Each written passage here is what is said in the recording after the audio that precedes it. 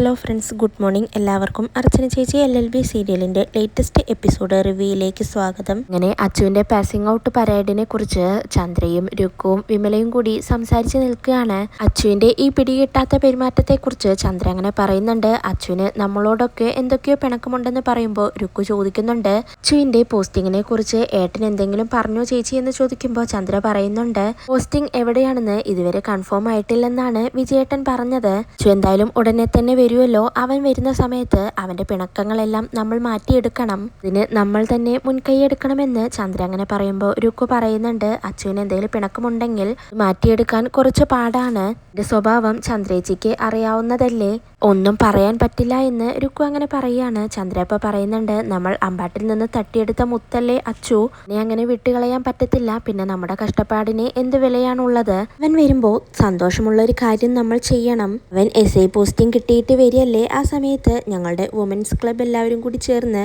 എന്നൊരു ഗംഭീര സ്വീകരണം തന്നെ കൊടുക്കാം. ഞാൻ ഡെയ്സിയുമായി ഈ കാര്യം മുന്നേ സംസാരിച്ചിട്ടുണ്ട്. ഞാനൊരു സ്വീകരണം കൊടുക്കുന്നതോടെ അച്ചു നമ്മുടെ കൂടെ അടങ്ങി നിന്നോളും. സ്വീകരണത്തെ പറ്റി ഇന്ന് നമുക്ക് ഒന്നുകൂടി പോയി ഡെയ്സിയോട് സംസാരിക്കാമെന്ന് ചന്ദ്ര അങ്ങനെ രുക്കുവിനോട് പറയാണ്. ഇത് കേട്ട് രുക്കുവിനും ഒരുപാട് സന്തോഷാവുന്നുണ്ട്. ഇത് നല്ലൊരു ഐഡിയ ആണെന്ന് പറയാണ്.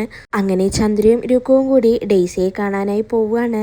ചന്ദ്ര കാര്യങ്ങളെല്ലാം പറഞ്ഞതിന് ശേഷം ഡെയ്സി പറയുന്നുണ്ട്, ഓ അച്ചു അപ്പോൾ പോലീസ് ഇൻസ്പെക്ടർ ആയല്ലേ, അപ്പോൾ എന്താണ് പാസിംഗ് ഔട്ട് പരേഡിന് നിങ്ങളാരും പോവാഞ്ഞത് എന്ന് ഡെയ്സി അങ്ങനെ ചോദിക്കുമ്പോൾ ചന്ദ്ര പറയുന്നുണ്ട്, ഞങ്ങൾക്കാർക്കും പോവാൻ കഴിഞ്ഞില്ല ഡെയ്സി, വിജയേട്ടന് അത്രയ്ക്കും തിരക്കായിരുന്നു എന്ന് പറയാണ്. ഡെയ്സി അപ്പോൾ രുക്കുവിനോട് ചോദിക്കുന്നുണ്ട്, രുക്കു നിനക്കെങ്കിലും പോവാമായിരുന്നല്ലോ, ഇനിയിപ്പോ അന്നത്തെ പോലെ അച്ചു ആരോടും അങ്ങോട്ടേക്ക് വരണ്ട എന്ന് പറഞ്ഞു എന്ന് ഡെയ്സി അങ്ങനെ ചോദിക്കുകയാണ്. രുക്കു അപ്പൊ ആകെ പരിഭ്രമിച്ചുകൊണ്ട് പറയുന്നുണ്ട്, അച്ചു അങ്ങനെയൊന്നും പറഞ്ഞിട്ടില്ല ചേച്ചി എന്ന് പറയാണ്.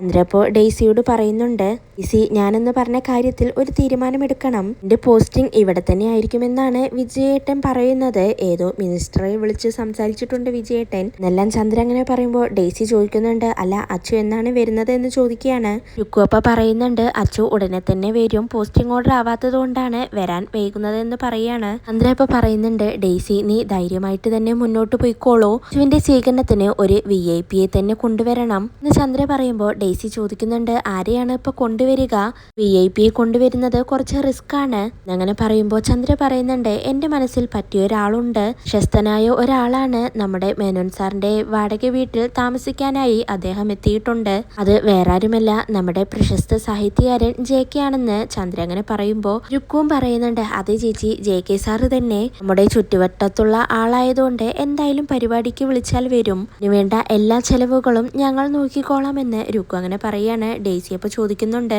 അങ്ങനെ ഒരു പരിപാടിക്ക് വിളിച്ചാൽ അദ്ദേഹം വരുമോ, ഉറപ്പുണ്ടോ അങ്ങനെ ചോദിക്കുമ്പോൾ ചന്ദ്ര പറയുന്നുണ്ട്, JK സാർ വരുമെന്ന് എനിക്ക് ഉറപ്പുണ്ട്, നമുക്കെന്തായാലും നേരിട്ട് തന്നെ ക്ഷണിക്കാനായി പോവാമെന്ന് ചന്ദ്ര അങ്ങനെ പറയുമ്പോൾ ഡെയ്സി പറയാണ്, ആയിക്കോട്ടെ എന്ന് സാറിനെ ക്ഷണിക്കാൻ പോകണമെന്ന് ചന്ദ്ര പറഞ്ഞാൽ മതി, നമുക്ക് പോവാമെന്ന് പറയാണ്. ചന്ദ്ര ഇപ്പൊ പറയുന്നുണ്ട്, പോകുന്ന സമയം ഞങ്ങൾ വിളിച്ചു പറയാം, എന്തായാലും ഞങ്ങളിപ്പോൾ ഇറങ്ങുകയാണ് എന്ന് പറഞ്ഞ് രുക്കുവും ചന്ദ്രയും ഡെയ്സിയോടെ യാത്ര പറഞ്ഞ് അവിടെ നിന്നും ഇറങ്ങുകയാണ്. അതിനുശേഷം JKയും പാപ്പച്ചനുമാണെങ്കിൽ രാത്രിയിൽ അങ്ങനെ ഒരു തട്ടുകടയിൽ നിന്ന് ഭക്ഷണം കഴിക്കുകയാണ്. കടക്കാരൻ അപ്പോൾ JKയോട് വന്ന് ചോദിക്കുന്നുണ്ട്, സാറിന് കുടിക്കാൻ ചായയോ കാപ്പിയോ എന്താണ് വേണ്ടതെന്ന് ചോദിക്കുകയാണ്.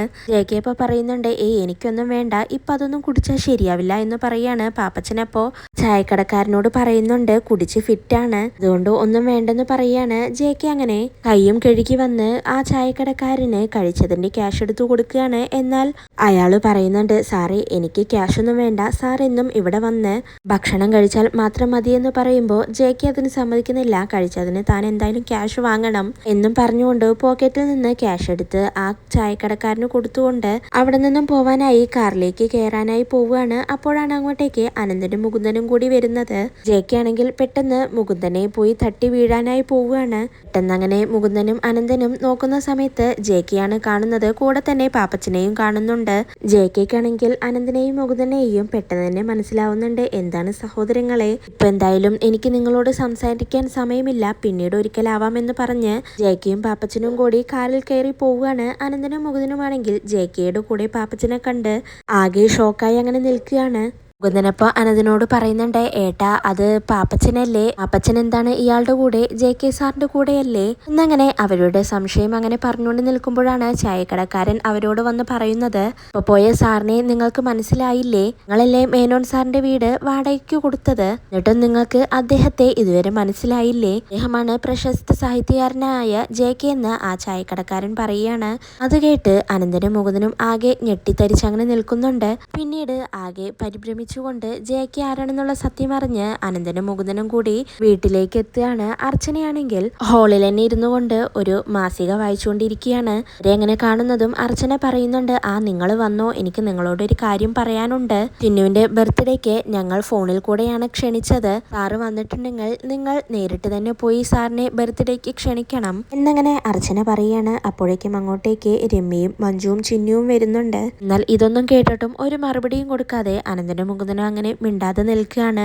മഞ്ജു ഇപ്പൊ പറയുന്നുണ്ട്, അത് ശരിയാണ്, ചിലര് നേരിട്ട് പോയി വിളിച്ചാൽ മാത്രമേ വരൂ, വേറെ ആരെയൊക്കെ ബർത്ത്ഡേക്ക് ക്ഷണിച്ചിട്ടുണ്ട് ചേച്ചി എന്ന് മഞ്ജു അങ്ങനെ ചോദിക്കുമ്പോൾ അർച്ചന പറയുന്നുണ്ട്, വേറെ അങ്ങനെ പ്രത്യേകിച്ച് ആരുമില്ല, ദീപ്തിയും വസുവും മാത്രമേ ഉള്ളൂ എന്നങ്ങനെ അർച്ചന പറയുന്നുണ്ട്. അതിനുശേഷം മുകുന്ദനോടും അനന്തനോട് ചോദിക്കുന്നുണ്ട്, ഇതെന്തു പറ്റി നിങ്ങൾക്ക്, JK സാറിനെ നേരിട്ട് പോയി ക്ഷണിക്കാൻ നിങ്ങൾക്ക് എന്തെങ്കിലും ബുദ്ധിമുട്ടുണ്ടോ എന്ന് ചോദിക്കുമ്പോൾ അനന്തൻ പറയുന്നുണ്ട്, ഇല്ല ചേച്ചി ഞങ്ങൾക്കൊരു ബുദ്ധിമുട്ടില്ല, ഞങ്ങൾ പോയി ക്ഷണിക്കാമെന്ന് പറയാണ്. മഞ്ജു അപ്പൊ ചോദിക്കുന്നുണ്ട്, അല്ല ചേച്ചി ചിന്നുവിന്റെ ബർത്ത്ഡേക്ക് അവളുടെ അച്ഛനെ ക്ഷണിക്കുന്നില്ലേ എന്ന് ചോദിക്കുമ്പോൾ അർച്ചന പറയുന്നുണ്ട്, അങ്ങനെ അയാളെ ക്ഷണിക്കേണ്ട ആവശ്യമൊന്നുമില്ല, ഓർമ്മയുണ്ടെങ്കിൽ വരട്ടെ, എന്നിട്ട് ആശംസകൾ തന്നിട്ട് പോട്ടെ എന്ന് അർച്ചന അങ്ങനെ പറയാണ്. ചിന്നു അപ്പൊ പറയുന്നുണ്ട്, ഇതെല്ലാം അവിടെ നിൽക്കട്ടെ, എനിക്ക് നിങ്ങളോട് ഒരു പ്രധാനപ്പെട്ട കാര്യം പറയാനുണ്ട്. നാളെ ബർത്ത്ഡേ പാർട്ടിക്ക് JK അങ്കിൾ വരുന്ന സമയത്ത് അങ്കിളിന് ഒരു സർപ്രൈസ് ഗിഫ്റ്റ് കൊടുക്കണം എന്നങ്ങനെ ചിന്നു പറയുമ്പോൾ മഞ്ജു മനസ്സിലങ്ങനെ ചിന്തിക്കുന്നുണ്ട്, ഇവൾക്ക് ഇവളുടെ സ്വന്തം അച്ഛൻ വരുന്നതിനേക്കാൾ ഏറ്റവും കൂടുതൽ സന്തോഷം ആ JK അങ്കിളിന് സർപ്രൈസ് കൊടുക്കുന്നതിലാണല്ലോ എന്നങ്ങനെ ചിന്തിക്കുന്ന സമയത്ത് രമ്യ ചിന്നുവിനോട് ചോദിക്കുന്നുണ്ട്, ശരി നീ എന്ത് സർപ്രൈസ് ആണ് ഉദ്ദേശിക്കുന്നത് എന്ന് ചോദിക്കുമ്പോൾ ചിന്നു അർച്ചനയെ ചേർത്ത് പിടിച്ചുകൊണ്ട് പറയുന്നുണ്ട്, എന്റെ ബർത്ത്ഡേക്ക് അമ്മ ഒരു പാട്ട് പാടാമോ എന്ന് ചോദിക്കുമ്പോൾ അർച്ചന പറയുന്നുണ്ട്, ഏയ് അതൊന്നും ശരിയാവില്ല, അതൊന്നും വേണ്ട എന്ന് പറയുമ്പോൾ ചിന്നു പറയുന്നുണ്ട്, അതെന്താ ശരിയാവാത്തത്, അമ്മ ഇടയ്ക്ക് പാട്ടൊക്കെ പാടുന്നത് ഞാൻ കേൾക്കാറുണ്ടല്ലോ, അമ്മ സ്കൂളിൽ പഠിക്കുന്ന സമയത്ത് പാട്ട് മത്സരത്തിന് കുറെ സമ്മാനങ്ങളെല്ലാം കിട്ടിയിട്ടുണ്ടെന്ന് മാമന്മാരെന്നോട് പറഞ്ഞിട്ടുണ്ട്, എങ്കിൽ പിന്നെ അമ്മയ്ക്ക് പാടിയാൽ എന്താ എന്ന് ചിന്നു അങ്ങനെ ചോദിക്കുകയാണ്. രമ്യപ്പ പറയുന്നുണ്ട്, അത് ശരിയാണ് ചേച്ചി എന്തായാലും നാളെ ഒരു പാട്ട് പാടണമെന്ന് അങ്ങനെ പറയുമ്പോൾ അർച്ചന പറയുന്നുണ്ട്, ഞാൻ പാടുന്നതല്ലല്ലോ ഇവിടെ പ്രധാനം, ചിന്നുവിന്റെ ബർത്ത്ഡേ പരിപാടി എങ്ങനെ ആഘോഷിക്കാം എന്നുള്ളതല്ലേ, അത് എങ്ങനെ ആഘോഷിക്കണമെന്ന് നിങ്ങൾ തന്നെ ആലോചിക്കുക എന്ന് പറഞ്ഞുകൊണ്ട് അർച്ചന അങ്ങനെ റൂമിലേക്ക് പോവുകയാണ്. പിന്നീട് അനന്തനും മുകുന്ദനും മാത്രമായി സംസാരിക്കുന്നുണ്ട്. മുകുന്ദൻ അങ്ങനെ അനന്തനോട് ചോദിക്കുന്നുണ്ട്, ഏട്ടാ JK സാർ ആരാണെന്നുള്ള സത്യം നമ്മളെങ്ങനെ ചേച്ചിയെയും ചിന്നുവിനെയും അറിയിക്കുമെന്ന് ചോദിക്കുമ്പോൾ അനന്തം പറയുന്നുണ്ട്, അയാളാണ് ചേച്ചിയുടെ മനസ്സിലെ JKയുടെ വിഗ്രഹമെന്നറിഞ്ഞാൽ വിഗ്രഹം എന്തായാലും വീണുടയും, അതുകൊണ്ട് ഇപ്പൊ ചേച്ചിയോട് ഒന്നും പറയാതിരിക്കുന്നതാണ് നല്ലത് എന്നങ്ങനെ അനന്തൻ പറയാണ്. പിറ്റേ ദിവസം രാവിലെ തന്നെ ചിന്നുവിന്റെ പിറന്നാൾ ദിവസം അർച്ചനയും ചിന്നുവും കൂടി അമ്പലത്തിലേക്ക് തൊഴാനായി പോവുകയാണ്. തൊഴുത തിരുമേനിൽ നിന്ന് പ്രസാദവും വാങ്ങിച്ച് അവരങ്ങനെ അമ്പലത്തിൽ നിന്ന് ഇറങ്ങുന്നുണ്ട്. ഇനിയപ്പോ അർച്ചനയോട് ചോദിക്കുന്നുണ്ട്, അമ്മേ ഇന്ന് എന്റെ ബർത്ത്ഡേക്ക് JK അങ്കിളിന് എന്തെങ്കിലും സർപ്രൈസ് ഗിഫ്റ്റ് കൊടുക്കണ്ടേ എന്ന് ചോദിക്കുമ്പോൾ അർച്ചന ചോദിക്കുന്നുണ്ട്, അതിന് നിന്റെ അങ്കിള് ഇന്ന് ബർത്ത്ഡേക്ക് വരുമെന്നോ ഉറപ്പുണ്ടോ എന്ന് ചോദിക്കുകയാണ്. ചിന്നുപ്പ പറയുന്നുണ്ട്, നമ്മളെന്തായാലും അങ്കിളിനെ ക്ഷണിച്ചതല്ലേ, എന്തായാലും വരുമെന്ന് പറയാണ്, നമുക്ക് എന്തായാലും പോകുന്ന വഴി JK അങ്കിളുടെ വീട്ടിലൊന്ന് കയറിയാലോ, അങ്കിൾ എങ്ങോട്ടോ പോകുമെന്ന് പറഞ്ഞതല്ലേ, വന്നോ ഇല്ലയോ എന്ന് നമുക്കറിയാലോ, മാത്രമല്ല ബർത്ത്ഡേയുടെ കാര്യം ഒന്ന് ഓർമ്മിപ്പിക്കുകയും ചെയ്യാം അങ്ങനെ ചിന്നു പറയുമ്പോൾ അർച്ചന പറയുന്നുണ്ട്, ബർത്ത്ഡേ ആയിട്ട് നീ അങ്ങോട്ടേക്ക് പോയി ആശംസ വാങ്ങുന്നത് ശരിയല്ല, അങ്ങോട്ടേക്ക് പോകുമ്പോൾ നീ ആശംസ ചോദിച്ചു വാങ്ങുന്നത് പോലെ ആയി പോവും, നീ എന്തായാലും JK അങ്കിളിന് ഒരു മെസ്സേജ് അയച്ചേക്ക്, ബർത്ത്ഡേ ആണെന്ന് പറയണ്ട, വെറുതെ ഒരു ഗുഡ് മോർണിംഗ് മെസ്സേജ് അയച്ചാൽ മതി, അപ്പോൾ അങ്കിളിന്റെ പ്രതികരണം എന്താണെന്ന് അറിയാലോ എന്ന് അർച്ചന അങ്ങനെ ചിന്നുവിനോട് പറയാണ്. ചിന്നുപ്പ പറയുന്നുണ്ട്, അതിന് ഞാൻ രാവിലെ തന്നെ അങ്കിളിന് മെസ്സേജ് ഇട്ടായിരുന്നു അമ്മേ, പക്ഷേ അങ്കിൾ ഇതുവരെ അത് കണ്ടിട്ട് പോലുമില്ല,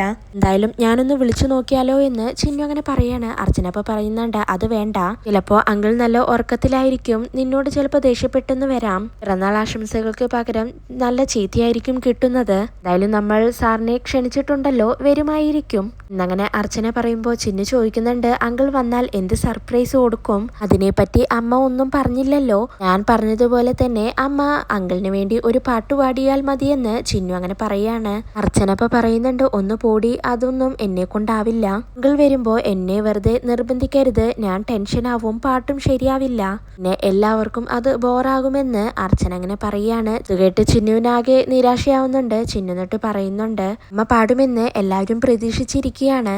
ഈ സമയത്ത് ഇങ്ങനെ കാലുമാറല്ലേ, ഞാൻ നാണം കെടും. എന്റെ ബർത്ത്ഡേ പാർട്ടിക്ക് അമ്മയുടെ പാട്ടുണ്ടാവുമെന്ന് ഞാൻ ഇന്നലെ JK സാറിനോട് പറഞ്ഞിരുന്നു. ഇന്നലെ JK സാറിന് മെസ്സേജ് ഇട്ടിരുന്നു. അമ്മ പാടുമെന്ന് വിചാരിച്ചിട്ടാണ് ഞാൻ അങ്ങനെ ചെയ്തത്. ഇനി അത് മാറ്റരുത്. JK അങ്കിൾ എന്തായാലും വരും, അമ്മ ആ സമയത്ത് പാടണം. ഈ സമയം എന്നൊക്കെ പറഞ്ഞ് ചിന്നു അങ്ങനെ അർച്ചനയോട് നിർബന്ധം പിടിക്കുകയാണ്. അച്ഛനപ്പ പറയുന്നുണ്ട് ചിന്നു, നീ എന്നെ ഇങ്ങനെ വെറുതെ കുഴപ്പത്തിലാക്കല്ലേ, നീ ഒരു കാര്യം ചെയ്യേ, JK സാറിന് അയച്ച ആ മെസ്സേജ് ഡിലീറ്റ് ചെയ്യേ എന്ന് പറയുമ്പോൾ ചിന്നു പറയുന്നുണ്ട് മെസ്സേജ് ഡിലീറ്റ് ചെയ്യാൻ പറ്റില്ല അമ്മേ, ആ മെസ്സേജ് ഓൾറെഡി JK അങ്കിൾ കണ്ടു. സർപ്രൈസിന് അങ്കിൾ റിപ്ലൈയും തന്നു, അതുകൊണ്ടാണ് അങ്കിളിന് സർപ്രൈസ് കൊടുക്കാൻ അമ്മ പാടണമെന്ന് ഞാൻ പറഞ്ഞത് എന്ന് ചിന്നു പറയുമ്പോൾ അർച്ചന പറയുന്നുണ്ട് എന്ത് വേണമെന്ന് ഞാനൊന്ന് ആലോചിക്കട്ടെ, നീ എന്തായാലും വണ്ടിയിൽ കയറുമെന്ന് പറഞ്ഞ് അർച്ചനയും ചിന്നുവും വീട്ടിലേക്ക് പോവുകയാണ്. പിന്നീട് JKയും പാപ്പച്ചനും കൂടി ചിന്നുവിനുള്ള പിറന്നാൾ സമ്മാനവുമായി കാറിൽ അങ്ങനെ പോകുമ്പോഴാണ് JKയുടെ ഫോണിലേക്ക് മധുബാല വിളിക്കുന്നത്.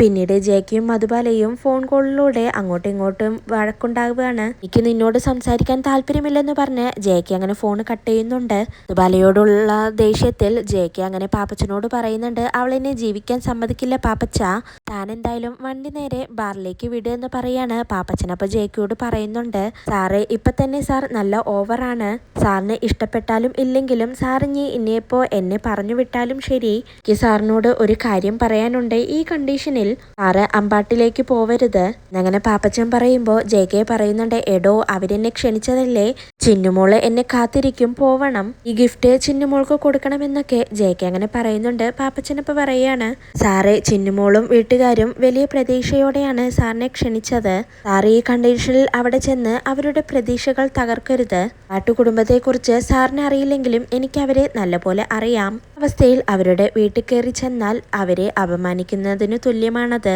സാറ് മകളെ പോലെ കാണുന്ന ഒരു കുട്ടിയല്ലേ ചിന്നു, സാറേ ഈ അവസ്ഥയിൽ കണ്ടാൽ ആ കുട്ടിയുടെ മനസ്സ് തകർന്നു പോവും എന്നങ്ങനെ പാപ്പച്ചൻ പറയുമ്പോൾ JK പറയുന്നുണ്ട് പാപ്പച്ചൻ ഞാൻ ഇന്ന് മദ്യപിക്കില്ലായിരുന്നു, പക്ഷെ എന്റെ മാനസികാവസ്ഥ അതായി പോയടോ, ഇനിയിപ്പോ ഈ അവസ്ഥയിൽ ഇനി അങ്ങോട്ടേക്ക് പോകുന്നത് മോശമാണെങ്കിൽ ഞാൻ ഇനി അങ്ങോട്ടേക്ക് പോകുന്നില്ലടോ, ഞാൻ എന്തായാലും ഗിഫ്റ്റ് വാങ്ങിച്ചു പോയില്ലേ, ചിന്നു എന്നെ കാത്തിരിക്കും, ണെങ്കിൽ ആ കുട്ടിയോട് പറയാൻ മറുപടി ഒന്നുമില്ല എന്നും പറഞ്ഞുകൊണ്ട് JK തന്റെ ഫോൺ സ്വിച്ച് ഓഫ് ചെയ്യുകയാണ്. എന്നിട്ട് പാപ്പച്ചനോട് വീണ്ടും പറയുന്നുണ്ട് ഞാൻ എന്തായാലും വണ്ടി നേരെ ബാറിലേക്ക് വിടുക എന്ന് പറയാണ്. പാപ്പച്ചൻ അങ്ങനെ JK കൊണ്ട് നേരെ ബാറിലേക്ക് പോവുകയാണ്.